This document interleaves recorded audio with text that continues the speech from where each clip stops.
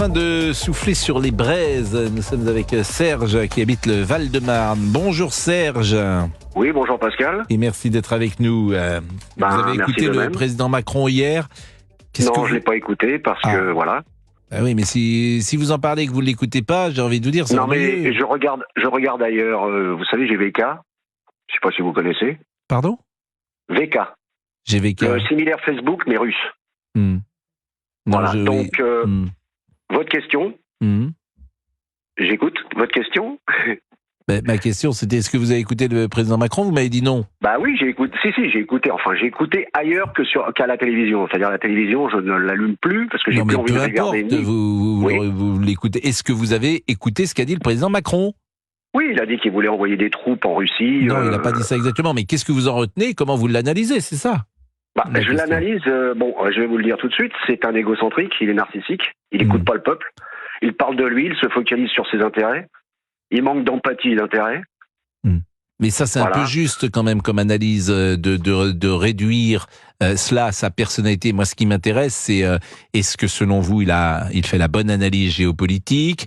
Est-ce qu'il faut aider l'Ukraine ? Est-ce qu'il faut... C'est ça qui m'intéresse. Par exemple, vous, est-ce que vous considérez que l'Europe est en danger si Vladimir Poutine gagne la bataille ? Est-ce que vous considérez que la France... Pensez par exemple que Vladimir Poutine, si Vladimir Poutine gagne la bataille contre l'Ukraine, vous ne pensez pas que la Moldavie, la Roumanie, les pays baltes, la Pologne absolument pas. Pourquoi ? Parce que Poutine n'a aucun intérêt à attaquer le reste de l'Europe. L'Ukraine ne fait toujours pas partie de l'OTAN. C'est un pays qui est une enclave à l'intérieur de la Russie, qui n'a pas de souveraineté, parce que tout le monde croit que l'Ukraine a une souveraineté, sauf qu'elle n'en a toujours pas. C'était un pays quand même qui était indépendant et qui avait demandé son indépendance et qui l'était, pardonnez-moi. Oui, absolument. Je suis d'accord avec vous, sauf que la souveraineté en Ukraine n'existe pas. Pardon, excusez-moi, je vous coupe la parole. Non, mais comment vous dire, les Ukrainiens manifestement ne sont pas sur votre position puisqu'ils ont voté pour leur indépendance.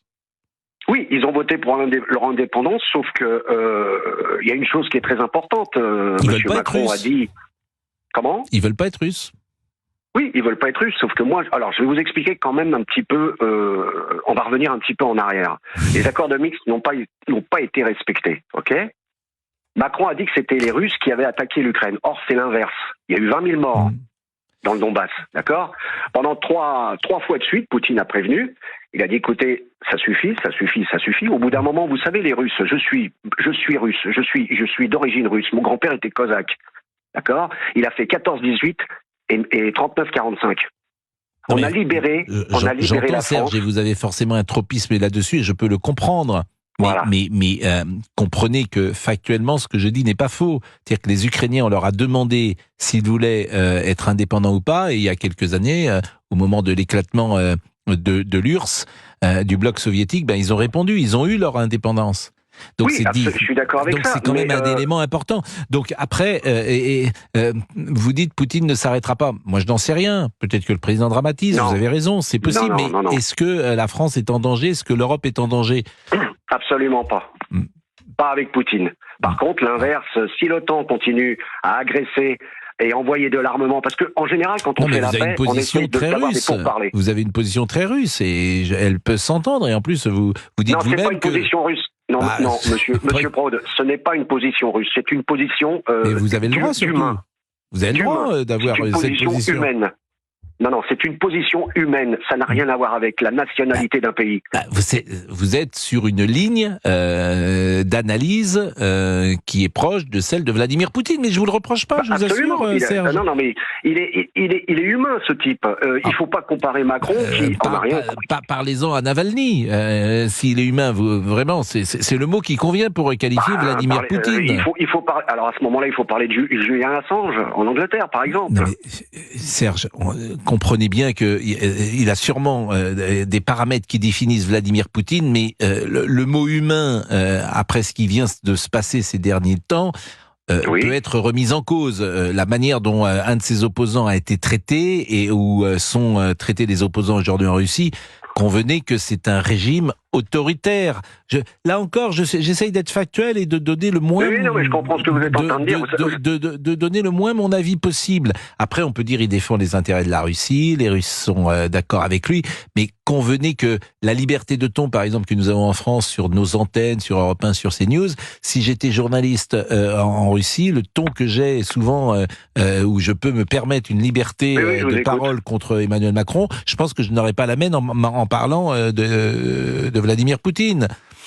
Ah oui, effectivement, vous seriez arrêté, parce qu'en Russie, on respecte la constitution russe, c'est-à-dire la fédération de Russie, et il y a des lois. Ici, on respecte absolument plus rien, donc tout le monde peut dire ce qu'on veut à n'importe qui et n'importe comment. Ça s'appelle la liberté de la presse, moi. Oui. Vous appelez d'où, Serge? Je peux savoir, c'est la première fois que vous nous appelez, Serge? Non, c'était pas la première fois. Il y a environ 3 semaines, je vous ai appelé. Je devais être donc transféré à votre antenne et apparemment ça s'est pas fait. Justement, ça concernait toujours le conflit entre l'Ukraine et la Russie. Je peux savoir ce que vous faites dans la vraie vie, si j'ose dire? Je suis chauffeur sécu pour le Moyen-Orient. D'accord. Donc vous avez, mais c'est bien parce que c'est intéressant. Moi j'aime bien d'avoir des auditeurs qui représentent, comment dire, je pense qu'il y a beaucoup de gens qui peuvent penser comme vous, quoi. En tout cas quelques personnes. Donc c'est bien d'avoir des auditeurs qui sont représentatifs, Après, c'est vrai que d'autres, et c'est mon cas, pensent qu'il faut aider l'Ukraine, que l'Ukraine elle a été agressée, et la difficulté c'est qu'on est dans une impasse parce que la Russie possède une puissance militaire supérieure à l'Ukraine. Oui. Monsieur Prod, vous admettez pas qu'en 2014, les accords de Minsk n'ont pas été respectés. Oui, mais vous avez raison. Alors à ce moment-là, il fallait respecter les accords de Minsk et il n'y aurait pas eu de guerre. Vous avez raison. Il n'y aurait pas eu d'opération spéciale de la part de Poutine. Personne ne les a fait respecter, les accords de Minsk, dont on pourrait rappeler, évidemment, d'ailleurs, parce que tout le monde en parle. C'est quand même, comment dirais-je, Kiev qui a attaqué le Donbass en tuant pratiquement 20 000 personnes. Donc au bout d'un moment, il faut savoir remettre les choses en place. Si en France, on a attaqué Paris, si Marseille attaquait Paris, je pense que bon, il y aurait quand même un petit conflit en France, non? Enfin, à mon avis. Hein. Là, il s'agit quand même de 20 000 personnes qui sont mortes, on n'en parle jamais. On parle pas non plus des meurtres à Gaza avec Netanyahou. Ça, par contre, tout est focalisé sur la Russie. La Russie, l'ennemi public numéro 1. Non, il faut pas se tromper d'ennemi, monsieur Prod. Je vous ai conduit en bagnole. Hein. Je sais pas si vous vous souvenez, vous étiez au PSG avec votre femme. Quand ça, vous m'avez conduit au PSG, un soir, vous n'aviez pas de taxi. Je suis venu vous voir. Ben oui, je suis venu vous voir. J'ai dit au type qui faisait les shuttles entre le PSG. Ah mais je me souviens. Ah mais bien sûr, mais c'était il y a pas très longtemps. Bon bah si, il y a quand même plus d'1 an maintenant. Hein. Oui, c'est ça. Mais je me souviens effectivement, on avait été gentils. Ah oui, très sympa. Je vous ai déposé même à la station de taxi. Bien sûr. Bah écoutez, écoutez, je vous remercie. Avec les esprits.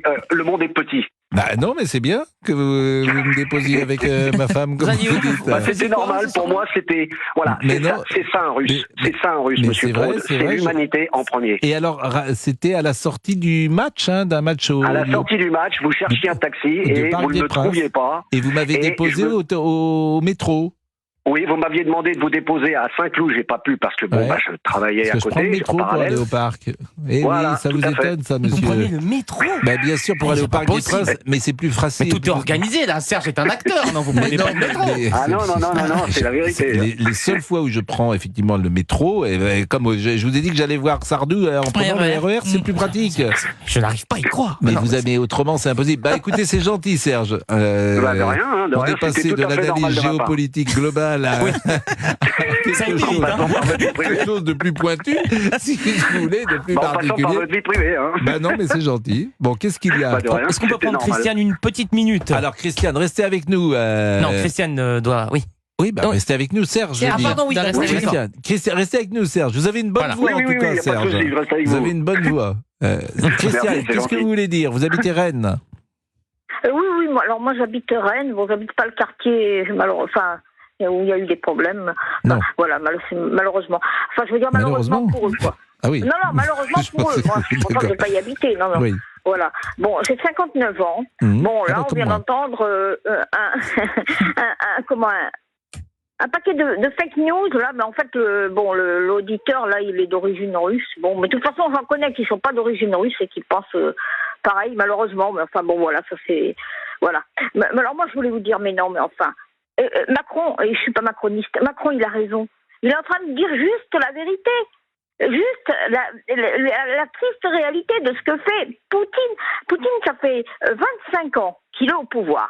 25 ans qu'il agresse des pays, parce que il n'y a pas eu... il y a eu l'Ukraine en 2024, il y a eu l'Ukraine en 2022, mais il y a eu, la Géorgie en 2008, l'Ukraine déjà en 2014, donc il y a 10 ans. Alors ça suffit. Moi je crois qu'à un moment donné, il faut dire les choses, comme dit Macron, il ne doit pas gagner.